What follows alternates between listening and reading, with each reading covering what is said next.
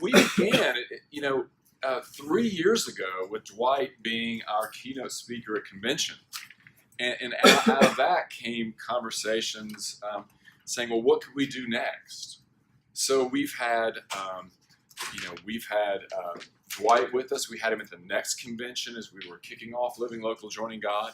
And then we had Stephanie Spellers with us last year, and she pushed us further in storytelling and evangelism. So it's I'd like for you all to think of yourselves as leaven, in the bread, right? That it takes these small efforts. So you're the leaven in your congregations, and all of us together, all of you together, are leaven in this diocese, right? That it starts small, but it keeps growing. I think we have learned to try to avoid and fend off the desire to problem solve, and to try to create opportunities for listening and observing. And we've learned that requires discipline, and that we need to spend more time practicing these very endeavors in order to be able to discern how to be involved in our community. We had experiments of going out and actually talking to people in our congregation to listen to their story.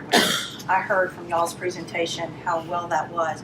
I mean, that was wonderful in our church too, because people just to be listened to opened up so much. So I think part as we go forward, we really need to figure out how that can naturally continue to happen. I think the listening part, people telling stories, because we definitely have an older generation in our church that we want to hear their stories. I mean, we want to hear the young people's stories. Why are you coming to this church? And also too, so we need to figure out a way naturally to continue to incorporate that. How to keep experiments simple and avoid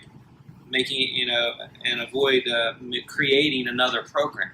In other words, keeping this experiential, not just here's one more thing we've got to do. This is a wonderful way of life, as someone described it earlier.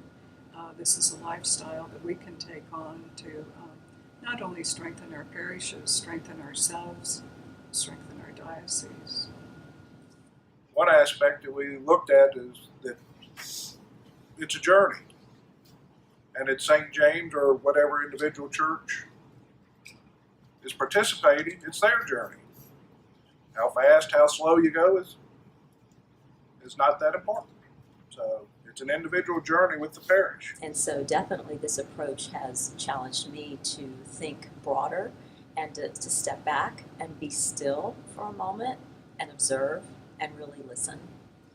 And that helps me know how to pray.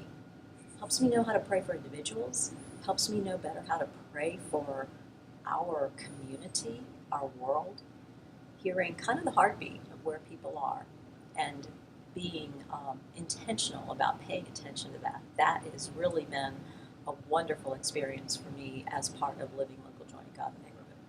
That was our own congregation assisted us and made it successful, because particularly our congregation is very open and willing and excited to try new things.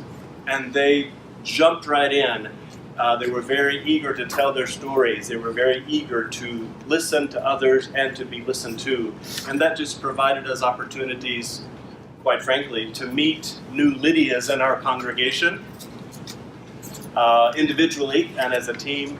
And I think also it, as we've all alluded to, awakened our own kind of Lydia-ness, and to kind of step out there and be something different for different people. So it has really created lots of new relationships and opportunities for relationships. That has been quite a blessing. For me, it was quite a personal journey. It helped me to be more aware of my surroundings. Normally, I'd go into a grocery store. I'm busy. I have one-track mind. I'm in and out. I pay no attention. But now, I'm slower. I'm more aware, and I'm noticing people. One of the themes of the initiative and what we've heard before is trying to focus on that this is not what you can do for people but what you do with people and relationships. I would like to see more people involved with this process, whether as a coach or a diocesan team member or a guiding team member. I think it can be good as we look at this diocese and where we're going, what the future's going to be, especially for a lot of the smaller churches. I think a process like this could be invaluable to those communities and invaluable to us as we look to the future. So I would hope this process continues for not just the round 2, but for many rounds after that.